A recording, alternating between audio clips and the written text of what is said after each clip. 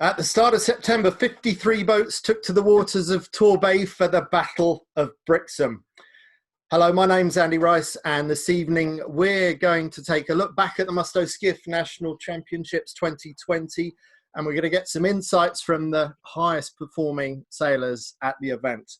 Now, joining me for part one for the first half hour are Sam Pascoe, otherwise known as Michelle, for the evening, third overall, and Euan Hurter, winner of the youth category and fifth overall. So firstly, congratulations to you both. And Sam, I want to ask you how your performance matched up to your expectations. It was well above my expectations. I'd done about 10 days in the boat before I got there, so it was, didn't really know what to expect, but was very happy where I went.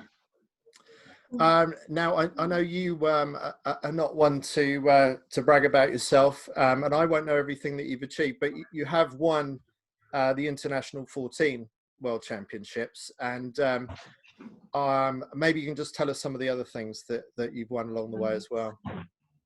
So crewing for Glenn, we won two 14 Worlds and 2 PLWs, and then I won a Moth Nationals back in the day as well. So done enough sailing over the years at both ends of the boat. And I predicted you as my dark horse for the event. I thought that the two that were battling it out for the win would most likely be there, but I thought if anyone was going to be an interloper, it might be you. So I was quite pleased with my prediction because I fancied you to do pretty well. Now, Euan, you did phenomenally well. I mean, it was probably the strongest youth turnout that we've ever seen. And I don't know if anyone saw John O'Shelley's piece to camera just now that I put up on Facebook, but he gave a nice shout out to some of the really strong performances by the youth, not least you. Coming fifth overall as well, what were your expectations coming into the event? To be perfectly honest, I was kind of happy, if anything, in the top 20. I went to the Nationals last year in Logs and was the first youth there as well. But this year was far stronger and the boat's far quicker. So, yeah, I was over the moon. And I think you remember every day I came off the water, and I think I annoyed a few people by being so happy and smiley. So I just had a fantastic event. Just really enjoyed it and literally had no expectations whatsoever walking into it. So came away with a smile. The nature of the event and the fact that it was so shifty maybe opened up the race course and opened up the possibilities for a few of us in a way that maybe we couldn't have expected. And I think you told me about one race where you went round the Windward Mark, I think pretty much last, and you were so far back that you thought you might as well adjust your outhaul. I mean, that's how casual you were. Just remind me how the rest of that race went for you. Just before the race, I decided to pull on a bit more outhaul, and I was a bit vigorous with it. And off the start line, I said to myself, "Oh my word, what have you done?" Pulled on way too hard and got spat out the back. And I think I was about fifth last into top mark. I said, "No, I can't do this for an entire race." So I stopped at the top mark and sorted it out and let the outhaul off a bit and looked around, and there was one boat behind me. I said, "Okay, well, this is not the first time I've been buried this event. Let's see what I can do with it." And kind of put my head down and somehow managed to crawl my way through the fleet up into seventh. So that was probably more special than winning a race, to be honest. Well, Sam, it's those kind of comebacks that often determine a champion, isn't it? It's not so much winning the race. Those of us that hang on a moment. Just people turn down your phone. We got noise going on. Right, thank you. So we go on international now with our background chatter. Sam, winning races is sometimes easier than those comebacks of the kind that Euan has described. But I suppose if there was ever a week for a comeback, it was the week that we sailed in Torbay. And one of the questions from Ben Schooling, who couldn't be on the call this evening, but he wanted to ask about clarity, how you maintain clarity of thought in variable winds. So where was your focus while you were racing? I guess most of it, well, it was massively on the compass numbers and trying to get your head out of the boat. Coming into the event, I guess I was quite lucky that I didn't have massive high expectations. So wherever I ran into a mark, I wasn't in a massive rump and sort of down and out. So you always, and with the week we had, you always know there was going to be a way back. So a couple of times I found myself completely lost on the course, at which point you just kind of revert back to the compass and try and get your head back out the boat and get going again. But yeah, it was quite easy just to blow your top at the first mark and decide that was a race over. But it never was that week, was it? There was always a way back. Yeah. So. There was, but when you're looking at your compass, you're not looking around. So presumably you're sort of glancing at the compass, glancing yes. around, sort of using the reference points. Yeah, I tend, if I couldn't work out where on earth I wanted to go on the course, it was a quick look at the compass numbers just to at least decide if I was going the right way. If I was on the right numbers, if it was on good numbers, then I'd stay where I was. And yeah, that was sort of my go-to point. If I was on good numbers and I didn't know where to go next, because quite regularly I found myself lost as to which shift was going to come across the course. And like some of the puffs were worth crossing the course completely and chasing, and others, by the time you got across there, they'd disappeared completely. So it was, I found it really hard to work out what was worth chasing and what wasn't. So. Yeah, I'd agree with that. I mean, Euan, that each day felt different. There was a pattern, but when did you work out which was more important in terms of the shift or the shift or the strength of the breeze? Were you chasing more the gusts or chasing more the angle? Sorry, I had a bit of a smirk earlier because, well, I don't actually have a compass, so. Well, there's an answer in itself. I mean, maybe it wasn't that important for some of us. Well, kind of two things for me. One of them was staying in phase and having a lane. And for the most part, I found that the shifts were they were frequent enough that you could sail most of the beats on a certain tack. And by the time you reach the other side of the course, it then switches the other direction. So for me, it was kind of always, okay, you come into a mark, look at the rest of the course, see what all the other boats are doing. So, you know, when you come into the bottom gate, see all the boats coming down and you know, are they on a righty or a lefty, and kind of set that as your first tack, set that as your first leg, and then wait for it to shift back, stay in phase. And that was kind of the recurring theme that seemed to work for me. Yeah, it's interesting. You're talking a lot more about angle than I was thinking. I was thinking a lot more about where the next puff was, and if it happened to be the right angle, then I felt that was a bonus. So I'm not challenging what you're saying. I'm just, you know, maybe I should have been paying more attention to the angle and less to the puff, because maybe by the time you get there, the puff doesn't exist for you anymore. But Sam, how did you play that balance between wind strength and wind angle? Usually I'm far more about wind strength. Usually you can sort of look up the course and link the puffs together, but they just didn't seem to link at all. There was no way sort of through them really. So I was probably a little bit more to do with compass numbers than sort of a good heading rather than puffs, and sort of, yeah, I hope the puffs came down your side almost when you picked your way on the shifts. How much, Sam, do you think that luck played a part, and how much was your strategy to maximize your luck and obviously maximize your good luck and minimize your bad luck? There was definitely a fair amount of luck, I'll fully admit that. The other one is the fastest people are always the luckiest, aren't they, and the best tacticians. And I sort of felt I had reasonable boat speed upwind, so I think that's where a little bit of the luck came from as well. At least you're going fast in the wrong direction, it does help. I thought you were fast. How much do you weigh?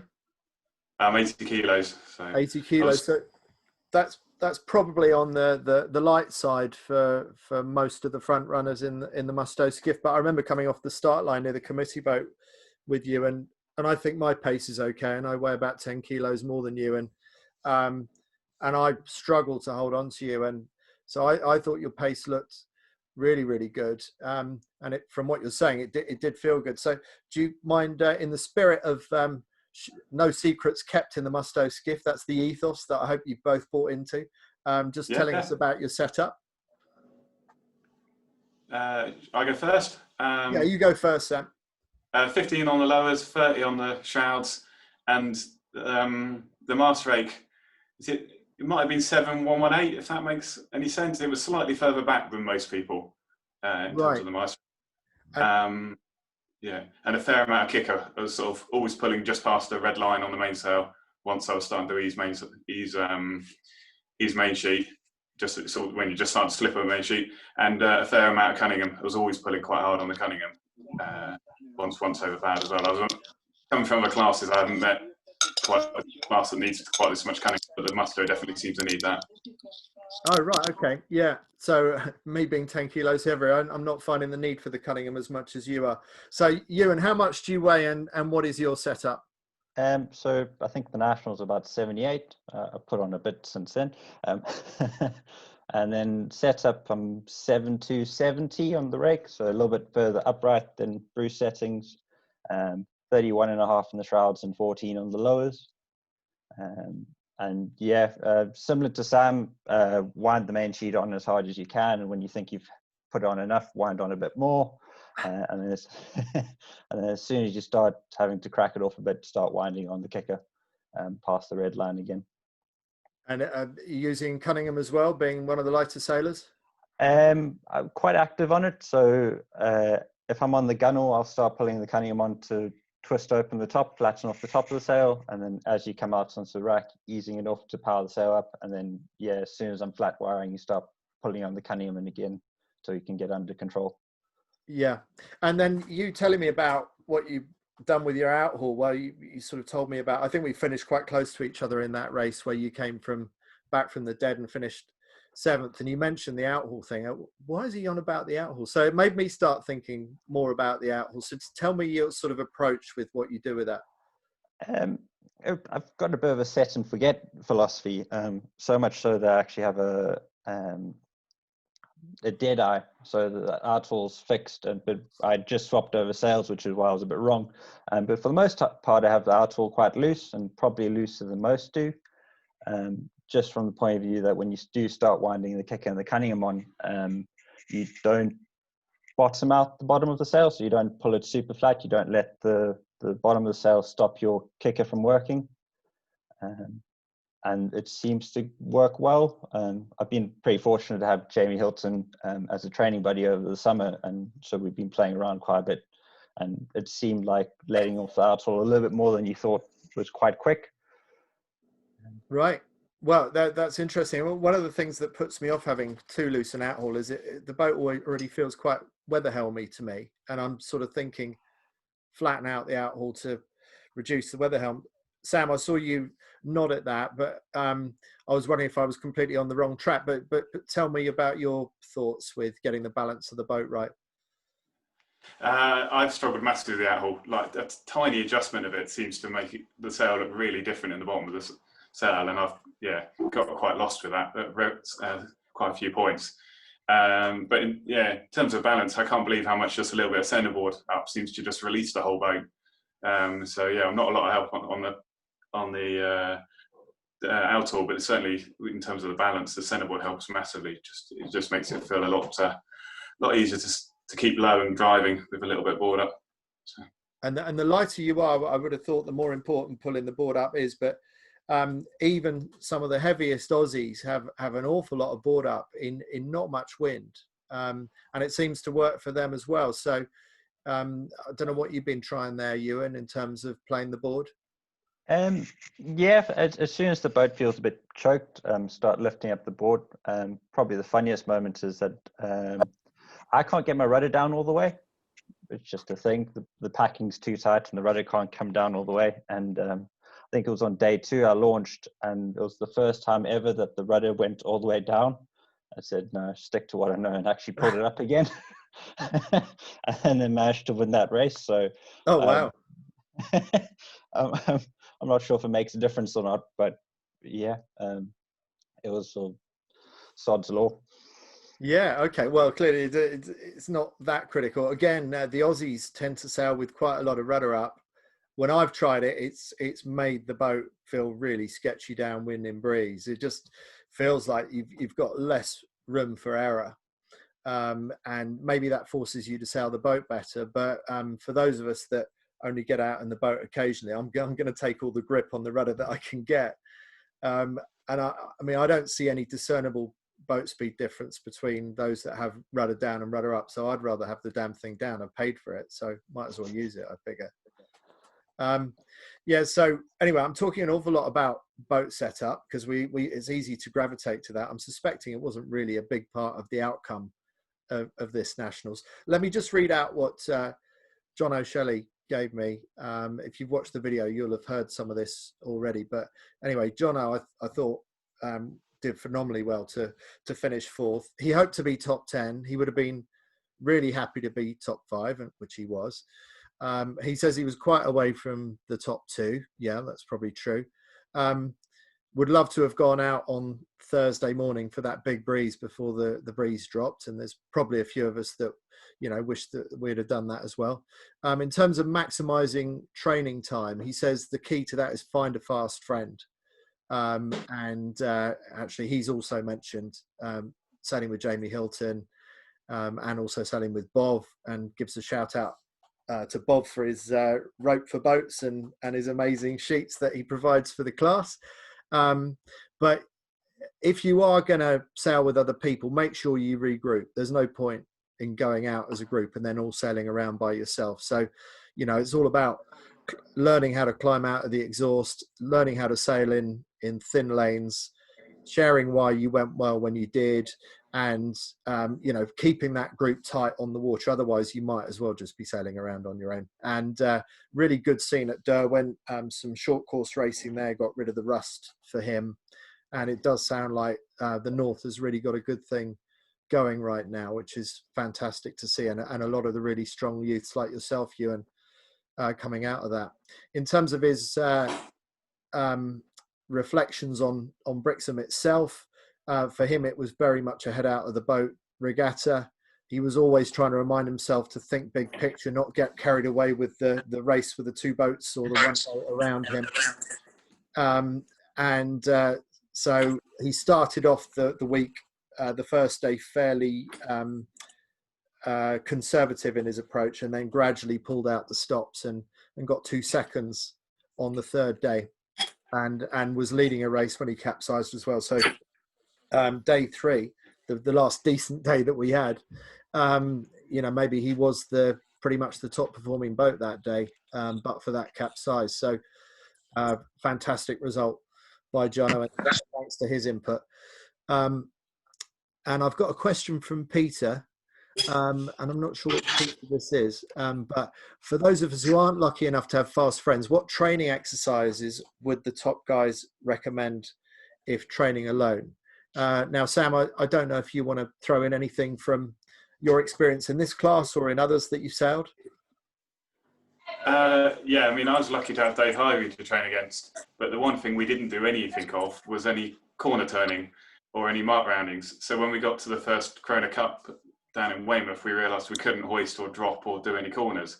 So I guess if you haven't got anyone to train with, then you can do all the mark roundings and tacking and stuff there, and then and try and do plenty of events so that you can do the boat speed at the events, and you'll have your boat handling down to the events. Yeah, and what about you? You mentioned training with Jamie Hilton earlier, but on those occasions when you don't have someone to train with, what's a typical session for you when you go out? Find 2 marks and do laps until you can do no more, really. And are you trying variations on your normal jibing technique or your normal hoisting or dropping technique? In the beginning I was, but kind of cementing myself in a certain technique, which I've kind of stuck with, you know, try and find something that works for you throughout the wind range and that, you know, you can just do it, which has been great. And where I sail on Dalgety Bay, it's not like the Solent shop, but once again, you can get massive wind against tide and it turns into a bit of a washing machine. So being able to do something where you're not afraid to come in on a jibe down a wave is quite important. So it's just finding a technique that works for you. I think the other thing, it's really easy to make life easy for yourself when you're training and to pick your moment when you're tacking or when you're jibing.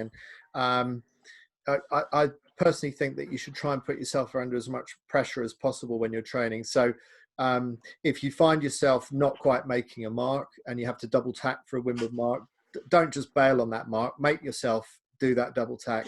If you're overstood going on a downwind leg towards the bottom mark, keep on pushing for that. And if you have to drop early and one sail reach in the rest of the way and then jibe round, do all that stuff, get it all out the way. And you know, that train hard, fight easy philosophy, I think is a good one to go for. And I personally think out of all the boats I've ever sailed, I think you can get the most useful, valuable work done in a Musto skiff compared with anything else I've done. There's so much that you can get done by yourself without even another boat to use as a reference point, is my feeling. And then something I've never done, which I want to ask Pete Greenhalgh about in part 2 of this, is using Garmin's and GoPros to analyze your performance. And Pete's kind enough to put up some of his fails as well as some of his successes up on Facebook and YouTube. And I'm told by those that have done it that when you watch yourself back, there's sort of no hiding from yourself. You know, you see what you do and what you don't do. So I'd be really keen to try that for myself. So that would be my message to you, Peter. And now to Andy Whittle, who asks, how much do your techniques vary across the wind range? Just find out who to mute. Hang on a moment. I think that is Mr. Greenhalgh. Okay. Yeah, so Sam, how much are you varying your techniques for manoeuvres across the wind range? I've always tried to keep everything the same, so to the point where as I've done so little in the boat, every jibe, every tack is exactly the same across the wind range. So I'll always come in and sit on the wing, sort myself out, and then go around. And it was very much this year, nothing special, nothing flash, just make sure every manoeuvre I'm still upright on, haven't dropped the main sheet and all that. So all the manoeuvres throughout the wind range were pretty much identical for me. There was, apart from perhaps easing a load more main sheet going into a windy jibe, there was nothing really different, sort of thing.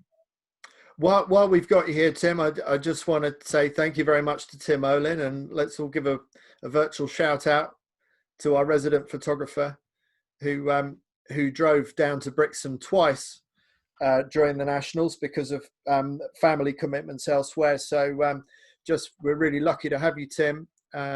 Fantastic photos that we get to remember ourselves by. So very much appreciate all your work, and thanks for joining us on this call. Sorry, Sam, I interrupted you there, but I'm going to just go back to Euan actually to ask the second of Andy's questions on the chat. What things do you use to judge ley lines up and down wind, Euan? Guesstimation. Especially in Torbay that particular week. I mean, it was very tough, wasn't it? Yeah, for the most time, I try and keep it quite conservative, especially downwind, rather than jibe a little bit early than a little bit late. Downwind's quite hard because, you know, the angle changes quite a lot with how much wind there is. So, you know, if it's blowing a lot, you go a lot deeper. But for the most part, it'll be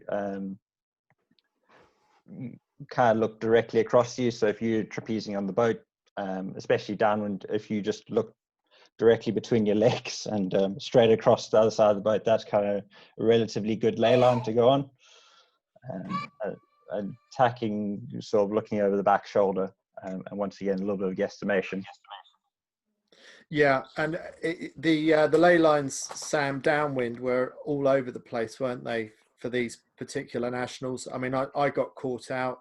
I think Bruce King got caught out on the same gust that I got caught out by, and maybe when we bring Bruce in for the chat in a moment, he can tell us about some of the techniques. So I don't know how much you've had a chance to work out what works in the Musto skiff when you find yourself overstood. Have you played around with any of the controls? Not massively. I tried a bit of Cunningham just to try and see if we can flatten the main off, and I've yet to get the battens to go the wrong way. That was always a good one on the 14, was see if you can get the battens to go the wrong way. But then I hear all kinds of stories of the mast going over the front and silly games on Musto with that, so perhaps it's not so good. The only one I've got with going downwind was on the 14. I actually used to have marks on the boom, just to, and on a standard day, wouldn't have worked at Torquay, but you can, it actually makes you think pre-race where it's going to be. And some days you can't believe it's out the back of the boom, but it really is, sort of thing. And at least if you've got a visual mark of where it's going to be before the race, so you've got some idea for the first run. I'll just feed in something that Chris Draper told me about when he was winning world championships in the 49er. For him, the reference point for the leeward gate was the leeward ratchet block for the Jenica.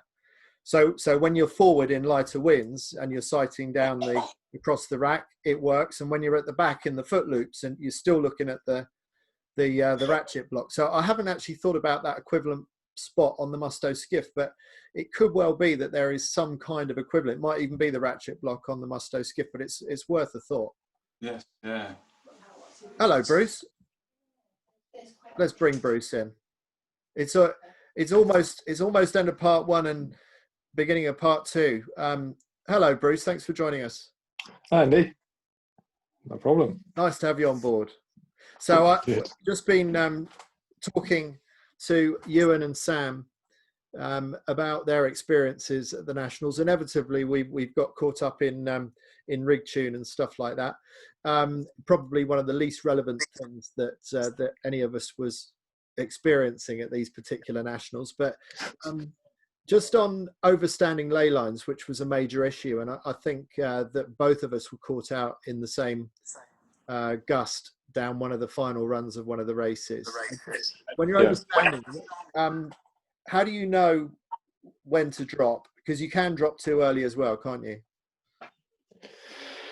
Yeah, I always try and hold it as long as I possibly can and drop late, because you never know when it's going to die slightly or whatever it's going to do. So as long as I can possibly take it.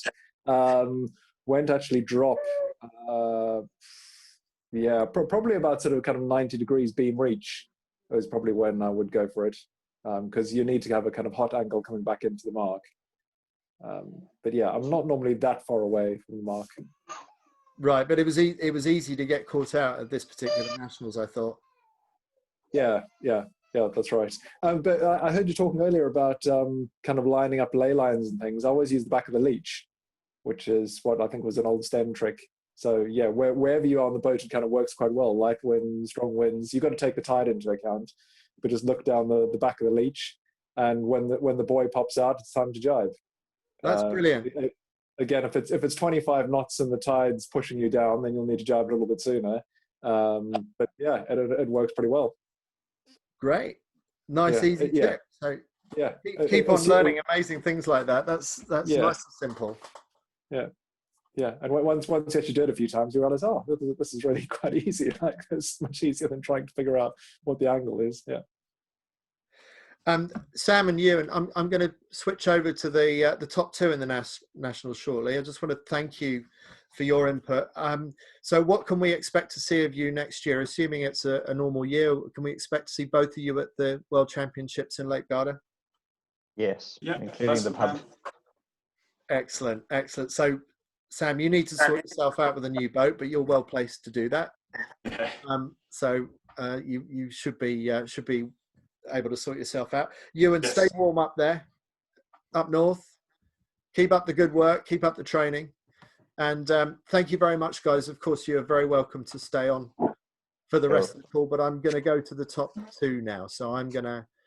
Thanks, Andy. Cheers, Sam. Thanks.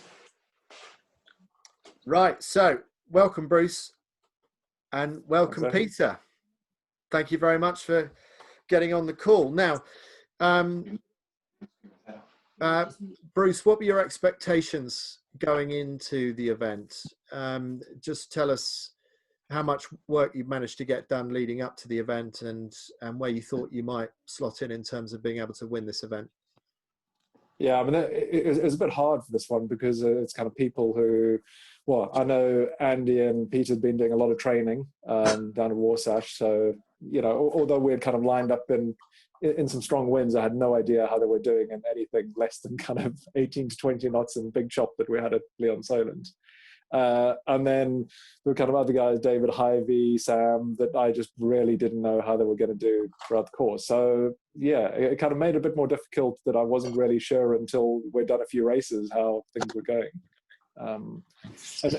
And so again this year, because it's been a bit of a strange year, aside from kind of learning up at those kind of Peter's Corona Cup series at Lee, I didn't know how I was doing in the rest of the conditions. It's so it's kind of slightly unusual in that. Well, we had a pretty strong turnout for those Greenhalgh events out in the middle of the Solent, and you seemed to be going as fast as ever at those. So that must have given you some confidence. Yeah. But So I knew kind of 18 knots, wind against tide, that I'd be going fine upwind. But as I say, kind of anything else, I had no idea really. And Peter, what about you? How were your preparations going into the Nationals?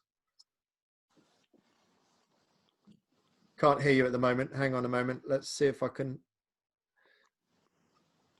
Right. Try and get you off mute if we can. Right. I think you might be off mute now. Yeah, you are. So yeah, tell us about your preparations. Well, obviously I won't bore you with the winter's training, but we did a reasonable amount of winter training and stuff. But as Bruce touched on this sort of Corona Cup series, we got to finally line up with Bruce, which is always quite exciting to see whether we'd gone backwards or forwards. And actually, I remember vividly race one of the one we did. It was actually quite light. It was probably 8 to 11 knots or something, and Andy won the race, and I was running it. I didn't have a great start and was running at about third or fourth with Bruce ahead of me, and actually up the second beat I reeled him in, and over I think it was up the second. Well, anyway, long story short is I actually overtook him, which was extremely exciting. I've forgotten about that race. I remember I was very demoralized after that. Yeah, and that was particularly a wind strength that I was like, that was where I wanted to be performing.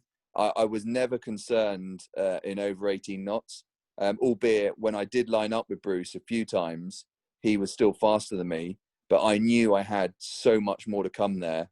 And the occasions that I did line up with him, I knew that I just wasn't going well. And it was just, I wasn't concerned. And then I knew downwind that it would appear another gear, which was quite exciting for me. And okay, so let's just pick up on that last bit. Where do you think your extra gear downwind had come from? I think it's. I think quite the. I have been quite the opposite. I've always struggled downwind in the Musto.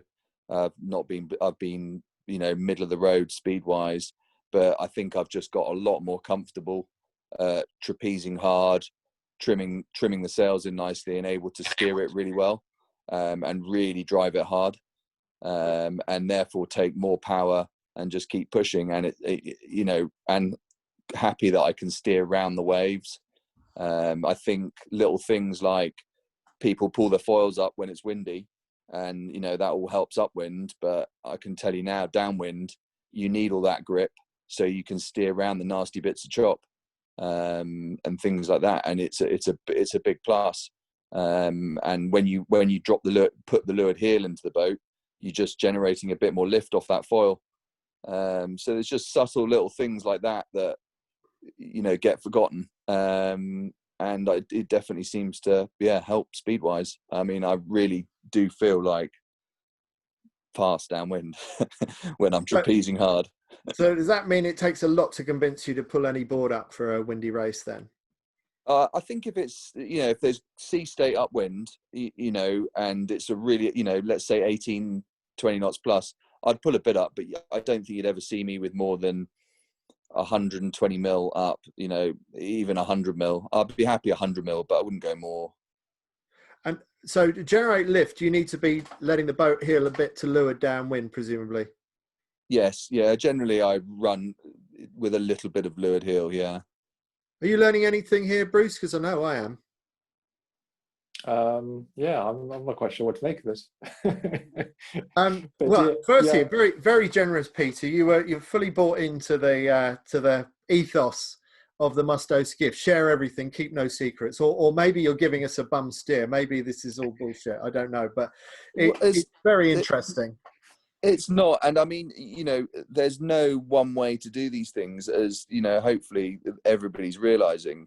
What works for one person will definitely not work for the other. So it's not just okay, this guy does this, this, and this, and you go and plug it in, whether it's a rig setting or the way you sail it, and it won't work for somebody else for a variety of reasons, whether it's body size or just how they like the feel of the boat. It's horses for courses on that front. And likewise, downwind techniques. I've seen several techniques that will deliver a good result. Be fast, good VMG at the bottom, and it's not definitely about doing what I do necessarily. But there we go. Well, thank you very much, Peter. Bruce, you are Mr. Set and Forget. I mean, your settings are pretty much chiseled in the side of your Musto Skiff. So yeah. Tell us what settings you're on and how long you've been on them for. 2009 or something, I think. There was, I think, there was somewhere around then I had my mast raked a bit further forward than most, and I thought, well, that'll make me go faster downwind. And I was confident I had speed upwind. And then one day I thought I'd copy everyone else, and suddenly I went a lot faster downwind by moving it back, which kind of didn't seem logical, but it definitely helped. So yeah, probably 2008 to 2009, something like that. I've been on the same settings. And those numbers are? Between 28 and 30 on the outers, and then on the lowers, about 11.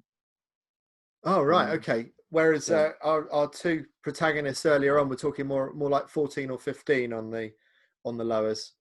I don't think you asked Peter, and it's probably double mine a bit. Yeah. So Peter, we know you like a hard setup. So tell us what numbers you've gone up to and where you've settled on now. I think it's one of these ones where you say, go gently when you copy someone, don't do this at home type thing. But so I tend to run 34 on the shrouds, and I'll be around the 19 mark on the lowers, sometimes 20. But the big thing is the spreaders all the way back, max back as much as you can go. They're also max length, and that allows me to carry the tight lowers, which is a big factor. And the reason why, so I mean, in my opinion, you guys, if you're running 28-30 on the shrouds, you can put your spreaders on whatever you fucking like. It really doesn't make any difference, because the windward shroud, when you've got your weight on the wire, isn't got any tension in it when you've got some kicker and Cunningham. So therefore the spreaders aren't actually doing anything. They're not helping you bend the mast. You're bending the mast using your kicker and Cunningham. I want to bend my mast. I believe the sailcloth isn't up to having the Cunningham pulled too hard. You just start to really lose the shape that I like, and so therefore I want my mast to bend naturally. Hence the setup. So I don't have to beast the Cunningham hard. Because we noticed yours, I remember on the first air hole that was gathered around, how much pre-bend you had on your mast just on the shore. Where we've seen quite a few boats in the past with kind of reverse bend before they put the main up, where yours was definitely the opposite to that. Indeed, yeah. But then when we get on the water, so your rig will be a lot more dynamic. Your rig looks straight on the shore, but the moment you get on the wire and pull the Vang on and Cunningham, your rig's going to, go beyond mine probably. Oh, yeah. Where mine just in static for sure is preloaded.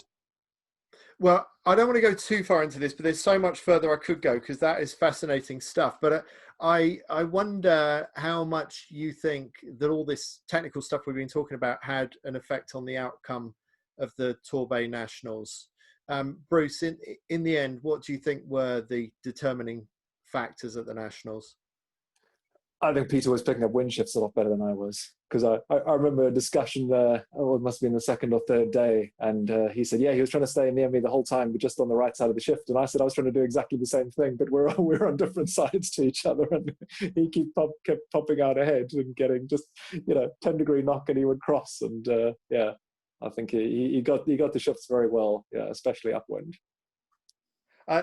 Yeah, from where I was and the few times that I got to see you, I felt the same, Peter, that you were a bit more extreme with your tactics, but you were getting the right side of extreme. Well, yeah, I mean, it's interesting. I listened to some of the guys previously, and as Bruce said, I recall the conversation we had. But what I was doing that I think was probably a bit more extreme than everyone else is I really spent a lot of time not shoulders back in my harness, but just with a comfortable setup, main sheet just set nicely and looking around, but really looking around. Not just, oh, I'm going to do a quick look over there. I spend, numbers of seconds just properly looking around, staring, watching a boat sail into that bit of breeze. Is that really good? Oh, yeah, it's good. That guy's actually properly headed there. Right. That's, Bruce is tacked. I'm definitely leading him over there because I know there's something good there. So I was really spending some time staring at, what was in front of me. And it was day 3 that I think from memory that I focused in on Bruce quite hard and just sailed where he was, kept an eye on him. And, we on the second race of the day, I think we sailed through the fleet quite a bit. But I was always him in mind, but looking at what's coming and making sure that I was always putting myself on the right side of him each time. And I don't know how well you remember individual races. Well, let's start with you, Bruce. Which race lives longest in the memory for the right reasons before we talk about that race? Was it the second day, I think, when the breeze picked up a lot? And we were kind of blasting downwind. I remember the last downwind blast at the finish was good fun. That was really good. I mean, it was probably kind of 18, 20 knots then, just flat out all the way. I really enjoyed that. I think, did we have 2 races on day 1 and 4 races on day 2, was it? I'm thinking, looking at your scores, yeah. you got 11-1, 16, 11-1, 2-1, 10-4, 19. So actually, I mean, yeah, the first 4 scores you got, Bruce, 11-1, 16, 11. It wasn't looking good at that point. No. Yeah. But just to give that perspective, Pete, you started with a win, then a 5, then an 8, but in race 4, a 20th. So no one, not even you, were infallible in Torbay. It was a high scoring week, wasn't it? Pete, what's your standout moment? For me, I guess, because as sort of Bruce mentioned earlier, in the 18 knots, he was fast, and I hadn't proven to him that I'd got some pace as well. And there was a race that I was actually leading quite happily, and he was in second. And I think this was on maybe the first race of day 3, or maybe it was day 2. I can't actually remember. We rounded the first lap, the leeward marks, and he was quite close. He took the right turn mark, and I was like, well, it's fine, I'll be all right, and I'll loose cover. And in my first tack, I reversed. And I knew going into the Nationals that my tacking was weak, and it was vulnerable. And I said to him, it's not about getting wound up by it, it's just about, it's going to happen. I'm going to reverse on a tack or 2, and I'm just going to have a little laugh about it and just suck it up. And sure enough, just as I was winning the race and wanted to prove to Bruce that I was going quick, I probably reversed for 3 boat lengths. It was just like, oh man, I had a good old chuckle to myself. And sure enough, when I sheeted back on and got going, Bruce then crossed me by 2 boat lengths, and I was like, oh man. And I probably had a 5-6 boat length lead prior to that. And I was like, okay, well now we've got a proper beat ahead of us, and it's some good breeze. Now let's, see what we can do to him. And I basically, it was really tricky. We were both completely out of sync with each other, but using the gusts, and he would go around that one side of the gust and I'd be going around the other side of the gust, and it was a real head out the boat, really using the brain a bit. And then sure enough, we got ourselves into a situation where we were properly lined up and it was a bit of a drag race. And I was able to really open it up. And the fact, when I got that opportunity, I was able to put some decent boat lengths on him. I was really quite chuffed myself. I was like, okay, I've got speed on him. Thank you. That's going to make this week a lot easier. I'm still not convinced that Bruce is going to change anything on his rig setup from the last 12 years. No. He's not slow. It's a fact, he's not slow. I mean, your training partner, Andy Tarberton, without me even asking him, was kind enough to share some of the things that you've learned along the way. And I think maybe you noticed that Dave Hybe was going quickly at one of the Corona Cup events, and Dave was carrying a lot of rake. I think Dave and Sam Pascoe down in Weymouth, maybe not knowing the class that well, not working with the preconceptions of setting up on the Bruce setup, are both a little bit more rake than most. Was Dave Hybe's speed a factor in you and Andy experimenting with more rake? I think, everything, for me, so I've spent a lot of time with rig right forward. I've done spreaders forward, spreaders back. I've properly experimented. I hadn't fully, I'd already said to Andy, I still want to try this rake. You talk to all the Musto Skiff sailors that have ever come in. Oh yeah, this one guy who turned up at Lake Garda, fully raked, he's so fast upwind. So I was like, well, I'm definitely going to try that, and now's the time. So we were just experimenting with that, and for sure, it was fast, it definitely, it gave me the balance that I wanted. And so, yeah, for sure, discussing this kind of stuff all helps. So just to fill you in with what Turbo told me, that he said basically sort of light to medium, you go on the Bruce setup as a sort of a standard setup, but as soon as you feel that you're getting into depowered mode, you drop down the shrouds by 1.5 holes and you're weighing the spreaders right back. And that sounds more like the setup that you're talking about with the massive amounts of pre-bend. Yeah, well, I don't change mine. Right, so that's you all the way. That's you all the way. I'm just on full noise the whole time, yeah. And it's for sure it's not for everyone, and it's not for Andy. Andy's like, I don't like it in the light. It's all too, the rig feels locked up to me. Typically in a boat with shrouds and what have you, it normally has a jib.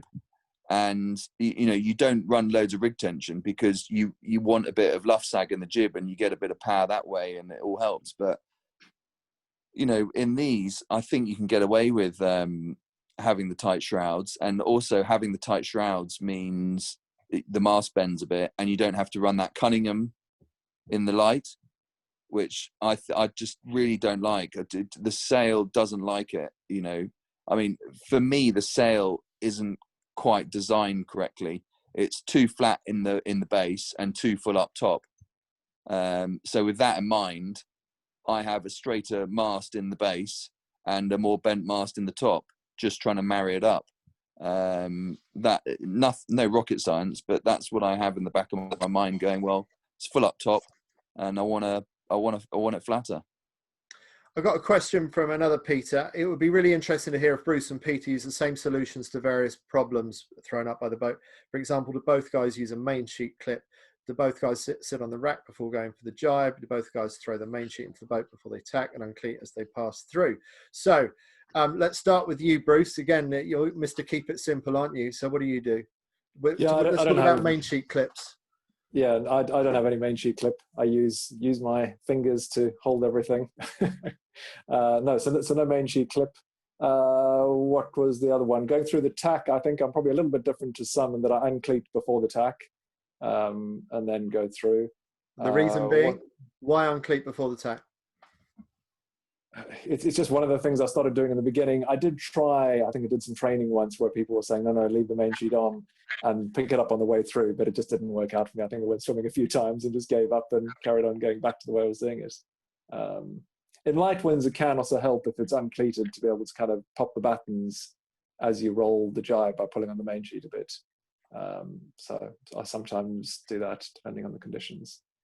Okay, excellent. Now, Peter, I'm sure just like with your tuning, you've tried everything else. So tell us what you've tried and where you've ended up and why. I wouldn't bore you with what I've tried. Long story short is I've ended up with main sheet attached to my harness 100% of the time with a reasonably tight elastic take up, to the point that when I'm flat wiring upwind, there's only 6 inches of slack in there.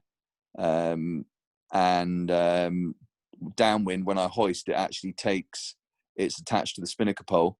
So it takes another metre or so of slack out the main sheet as well. So it's effectively taut to my harness the whole time. I also have another clip for the kite sheets, which I can drop the kite sheets into when it's windy. I have a special sort of knot system that I'll take up the slack on the windward kite sheet, and then I will go into the jibe and just pull on the old kite sheet a little bit, and then really focus on boom over and good steering. But then I've got the kite sheets right next to me to just give one big armful, and it just whistles through. It's not as good as if you can do a really nice job of jibing the kite, but I think it's considerably more reliable. And if there's really sort of crazy waves and the boat's flying all over the place, I think it's more consistent for what it's worth. Tacking wise, interesting enough, I've spent a lot of time looking at the tacking, and I'm still not happy with where I'm at. I think there's quite a lot of improvement for me to have. And I'm pretty sure Bruce chuckled to himself a few times when I tacked on his face, and he looked at me floundering round going, oh my goodness, what is this guy doing? How is he ahead of me with that tack? I didn't think your tacks are that bad, actually, aside from that one. Yeah, they're definitely below par. I think there's quite a lot of scope for me to improve just the acceleration out the tack and all that sort of things. And actually uncleating going into the tack, I think is a good thing to do. It gives you a lot more leeway in your landing angle out the tack, and then being able to pull on and just pop the battens, as Bruce says, is nice, as opposed to potentially the battens popping a bit too early because of your steering, you've oversteered, or not early enough, where if you've done the ease, then you've got the opportunity to snap it in and not still be stalled. Where if you uncleat going through, it's just about 150 mil main sheet that is at times working against you, and just puts a little element more risk in the maneuver, in my opinion. But I've got some work to do there. Yeah. And I'll post some learning progress over the winter, maybe. Yeah, and so, well, fantastic how you do that. So just quickly tell us about the tools that you have on the boat. And it looked like you had those on the boat during the Nationals as well. There's a lot of digital gubbins on your boat. So tell us what's going on. Yeah, there is. I mean, I'm not really a techie, to be totally honest. But one thing I really do enjoy is running the camera on the back of my boat and learning from my mistakes. And it makes a training day a lot more valid. And it's not necessarily just looking at my footwork, boat, how I cross the boat. I'm not necessarily using it for that. So, for example, in the Corona Cup, I might have been on a certain beat lined up with Bruce, for example, and gone, okay, how was I going there? I've straight away, I know where he is from memory out the corner of the camera type thing, or you might be able to just see him. I'm like, okay, how fast was I going? Because it's got my GPS speed up there. And I'm like, okay, and then what sort of, so I was sailing quite a high mode there. And okay, and then you can see him come into the picture as he's going quicker, and you can like, okay, he's actually sailing lower, faster. and his VMG is way better. So there's stuff like that, you know, that you would have gained if you had a personal coach out there videoing you going, oh, by the way, you know, he drops his bow 5 degrees and just, you know, opens it up to 8.5, 9 knots, and it's see you later. And so I've taught myself a lot there for sure. And like I say, it's not just about looking at how you you know, going across the boat and all that side of things.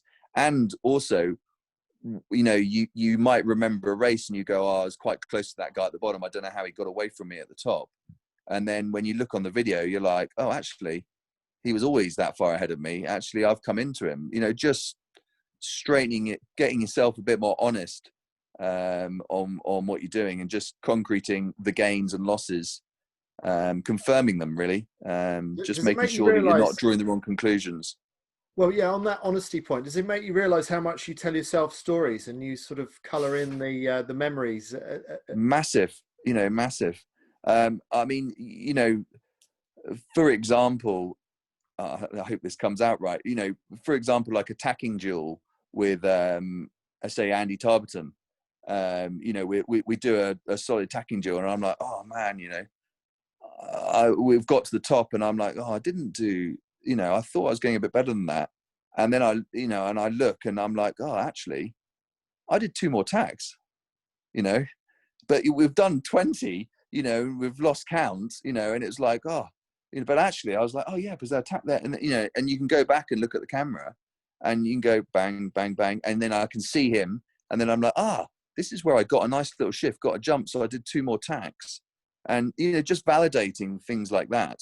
You're just going, oh, okay, so actually I wasn't tacking that badly. Things like that just make a big difference. And you had all that stuff on for the Nationals as well. Did you not want to get all the weight out of the boat and just sort of concentrate on trying to win the Nationals? No, absolutely not. The speed, so for example, the speed puck for me is an absolutely essential item now. You know, I know a certain wind speed, what a fast mode is and what a slow mode is. And so if I'm in the fleet and chomping along at 7 knots, and I know I should be doing 8.5, I'm like, I've got to get out of here. Unless I'm going definitely the right way, I've just got to tack out, take the transoms or take the bad heading, but get it going at 8.5, because that, you know, that's way better than chopping wood at 7. And that just gives you confidence. And also vice versa, you know, when I'm, you know, in fast mode, not going too fast, you know, because it's easy to go like you do or whatever, drop your bow and get a bit carried away. I thought you said I pointed too high. Every time you're behind me, you're always telling me I'm pointing too high, Pete. I'm just teasing. It's more like Jason Rickards, who drops the bow and goes really well for it. But the moment the wind softens slightly or something, the mode doesn't change. And it's about being conscious of that, going, okay, this is my bow drop mode at 9 knots. You can't let that trickle up to 9.5, 10, because then you are bad BMG. You know, it's got to stay at, you know, 8.5, 9 for a certain condition. I mean, don't get me wrong, there are conditions where you want to go 10 knots, but they're quite extreme. Bruce, I've asked you this so many times about how you make the boat point a little bit higher than everybody else, and that's what Pete's talking about there as well. I think, in defence of maybe people like me and Jason, where we do let the boat run a little bit more, the more you let the boat run, the less precise you have to be. I think what you're really good at is keeping the speed on whilst keeping the boat in a high mode, which I suspect is taking the foils and the sails to closer to the edge of stall, so probably requires a higher level of concentration. But just tell us again your approach for going upwind. Yeah, I mean, from my point of view, it's fairly simple. Just keep the boat flat and sail. I think a lot of people don't have enough kind of traveler on, so they can't get enough leech tension, and that makes a massive difference. So I've seen so many people, probably half the fleet at various stages, just not being able to get enough main sheet tension on, and especially that kind of 10 knots of breeze where you just need to be able to grind it on quite hard to get the leech tension, and then just keeping the boat flat and just steering through the waves. I mean, yeah, I guess a lot of it is just steering through the waves and picking the right line in order to get through correctly, because if you hit the wrong wave and you stall, then that's it. Just keeping it going. If you do lose a bit of speed, just easing it very slightly, just a tiny bit on the main sheet is enough to pick up the speed again, and then off you go, and then squeezing it up again when you can. Now, I'm assuming that both of you are going to be gunning for those Garda Worlds next year. Bruce, you've seen the charge of the cavalry this year. You've seen the level of effort that Peter and Andy are putting into their training, and I don't think we've ever seen anything quite like it before in the Musto Skiff fleet. What hopes do you have of being able to retain the world title crown, and how are you going to go about it? I haven't thought that far ahead yet. I mean, I'll give it a go.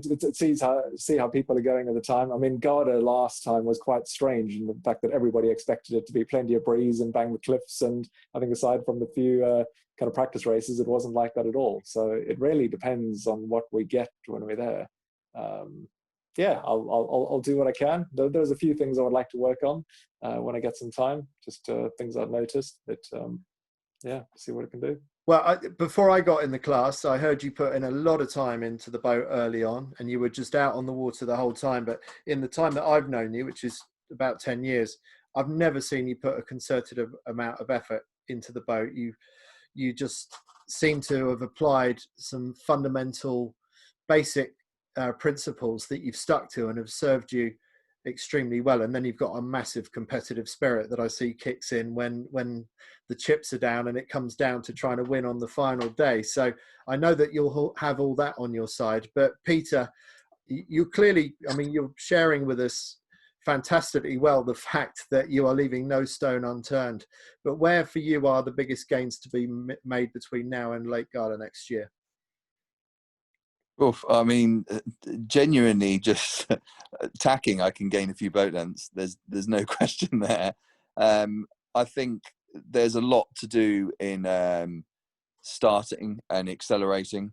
I mean, it was starting to get quite frustrating at Nationals. I think the first 3 races I got rolled off the start line. Two of the first two. 2 of them were the same person, Ed Chapman. I was like, seriously? Can you just start somewhere else? You just trigger happy and roll me every time. But I think, in all seriousness, that I think I've got some work to do there. Line awareness and things like that. It's all a bit sort of rusty on the dinghy front. Then I think it's about sailing regatta as well. As Bruce says, and as I think I was good in Brixham, I went into Brixham knowing what it could be like, and it was very much of the mindset, expect absolutely anything, and the moment I saw the forecast of westerlies, I was like, oh, here we go. And I did say to somebody before the first race when we were in the dinghy park, someone offered me 3/7 for today, I'd probably take it, And they're like, really? That's not very good. Trust me, when we get out there, you'll start to appreciate what I'm talking about. And Lake Garda, as Bruce says, I mean, I don't know how many events, probably in the region of 20 events there or something. It's not always, what you think it's going to be. I mean, I've done events where it's, sub 7 knots and a lot of rain, even in peak season. And with a bit of lightning thrown in as well, yeah. Exactly, and a lot of rain. Everything is soaked. And likewise, weeks where we're just getting up at 6 a.m.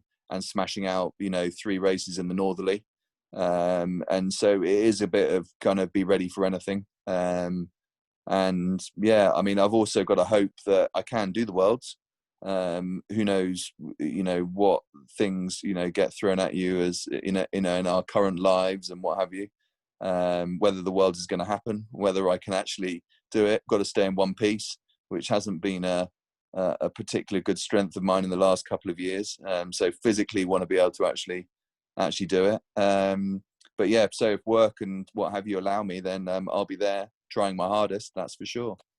Well, Bruce, I'm going to paraphrase, but I think you said something like the when COVID-19 kicked in, that was trouble for you, because this was going to mean Pete Greenhalgh wasn't traveling the world sailing, being paid to sail all these fancy high-speed boats. It's given him far too much time in Warsash learning how to sail a Musto skiff at high speed.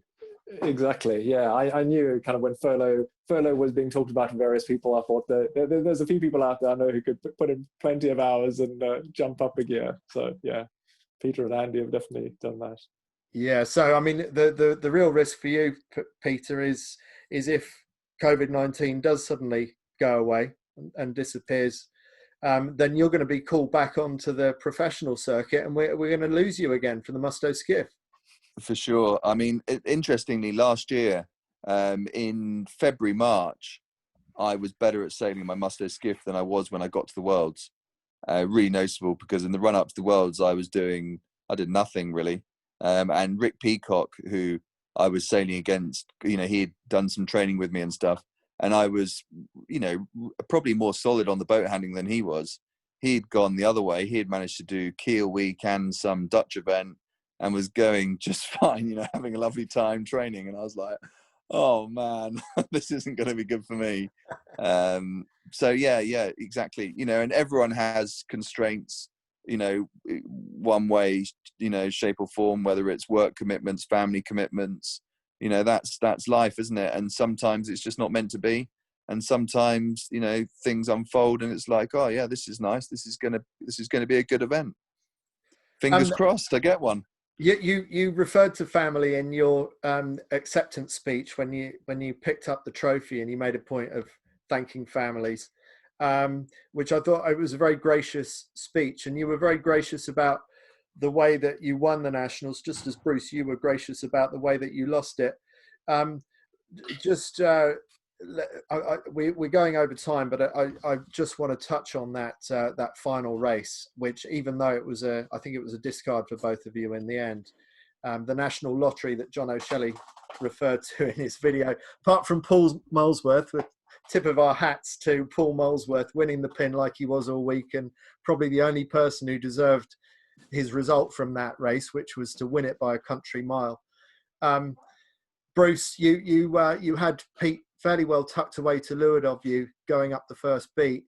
Well, I think between us, Andy, because you were just kind of to leeward of me, and I think between both of us, he had no fresh air there. I thought it was a perfect position. But Pete, we all charged down about 40 boats, all line abreast in the end, didn't we? Yeah, I mean, it was horrible, wasn't it? So there's a couple of things that sort of kept my cool. Obviously, I had a reasonable discard. I think it was an 8th. I think I had 3 points on Bruce from memory. So I knew he had to sort of be 5th and better, which was never going to be easy. And then the other thing that was interesting is the race officer hadn't laid the windward mark by the 4 minute, and I flagged it to him. I said, look, it's 3 minutes 40. I'm looking for the windward mark. Where is it? And he said, oh, it's not laid yet. I was like, yeah, just checking, thought that. And for me, I'd have said that was potential grounds for giving him a bit of welly over it, and potentially, if you wanted to go to a protest, I think there's scope to get something done there. I wasn't sure, but that made me, I was like, well, worst case scenario, might have to go down that route. Anyway, crack on. And then obviously going up the beat, I had no fresh air at all and didn't get to go the right way and rounded 5th from last, I think. But I could see it was all on for young and old. And I mean, I was close. I mean, at one stage I was like, oh my goodness, I'm going to wiggle through here and be just inside the top 10. But then someone just decided to lamp on me, and that just knocked me back. But I mean, the race officer made a bad decision, because you don't shorten a course with a race like that either. He should have thrown it out, or at least run it for a second lap so people can sort of shake free. But there we go. It is what it was. And, obviously Bruce and I were battling for the championship at times in it, and we ended up just drifting along next to each other. Yeah, it was a shame to finish it that way. But I also think that that decision aside, I think the Sean and the Brixham race committee did a fantastic job. I mean, They were clearly a class act, and they were under some pressure, I guess, to make something out of the last day. But yes, that's all we got out of the last day. And apart from Paul Molesworth, I don't think many of us really enjoyed that race very much. No, yeah, it is what it is, isn't it? Same for everyone, though. Yeah, sort of, yeah. It made for some nice photos of the bottom mark rounding. Yes, Yeah. I'm sure Tim Olin was very happy. I mean, at least we got Tim to thank for recording that moment. He didn't get the shot of you and me, Andy, though, did he? Where you spun, someone hooked your back of your boat, and you were bow to bow with me. I was like, oh my goodness. It's facing What are you 180 the doing? wrong way. Yeah, you 180'd, and your bowsprit was 6 inches from my bowsprit at one stage. Yeah, By the time I'd sort of paddled myself round again, that was another 20 places gone, I think. I bet. Yeah, well, bumper to bumper. Yeah. Pete, there aren't many. A lot of pro sailors cut their teeth in small boats, and that's where they learn their trade, and that's why they're the best big boat sailors, because they've learnt what makes small boats fall over, as opposed to anyone that comes all the way through keel boats from day one. So you learnt your trade in small boats. And then we don't see most of you ever again, because why would you? If you don't come back in and race against us weekend warriors and beat us, you look a bit silly. So I've got massive respect for the fact that you come back in and you put your reputation on the line. You've won the Extreme Sailing Series more than any other sailor. Why do you do it, and how much do you enjoy Musto Skiff scaling compared with all the other sexy stuff that you do and you get paid for? Well, simple thing is, I was looking for a class to get involved in because it keeps you sharp. You have to do it, and there's Stokes Bay Sailing Club have got a good fleet. Obviously, we know all the names, but being able to go and sail shoulder to shoulder with those guys and, get taught a few lessons day in, day out is what it's all about. And then when I do turn up to a professional sailing event, I'm on it. I'm like, oh, it's Port and Bass, we've got to do this. All those things that keep you match fit are all there, sort of tuned in. And I think there's a lot of professional sailors who are not tuned in, believe it or not. And actually you find now that as the more recent years have gone by, the guys who are at the top of the professional sailing game are probably running Olympic campaigns alongside. And, you can name all the big names, the Ben Ainsleys, the Ian Percys, but now it's the Tom Slingsby's, all those kind of names are all... Outridge. Exactly. Yeah. Exactly. Those guys are all doing Olympic campaigns, and that's making them super good to then step into the pro sailing gigs. And then they're no slouches in the pro sailing gigs because of that. And you can't get some guy, the older generation who don't do that anymore, get owned very quickly. And so, yeah, it's just keeping me honest, keeping me, my skill set up to skills. Okay, so there's a professional reason for doing it, which is to keep you race sharp. How much do you enjoy it? I mean, I love it. I've really enjoyed the training with Andy. And we train hard. It's it's 2.5 hours. Of going round and round a race course. And if one person's got ahead, it's not, oh well, let's put some miles on them. It's slow up. I'll deliberately tack under the ley line of the windward mark if I'm just a fraction ahead, knowing that I've got to do a double tack into the windward mark, knowing that that's an absolute nasty maneuver to do in the Musto and it's full on. And I'll have that decision to go whether I've got to duck him or whether I can cross him, tack clear of him to windward, or whether I can land the tack in front of him and get round. And it's just constantly doing stuff like that. Pushing, if we're a bit ahead downwind, slowing up. So then we're bow to bow coming into the leeward mark. And, you've got an awful lot on, you've got stuff to think about. And that's what I love. And, it's just healthy stuff. You're out there breathing in the fresh air, getting some exercise.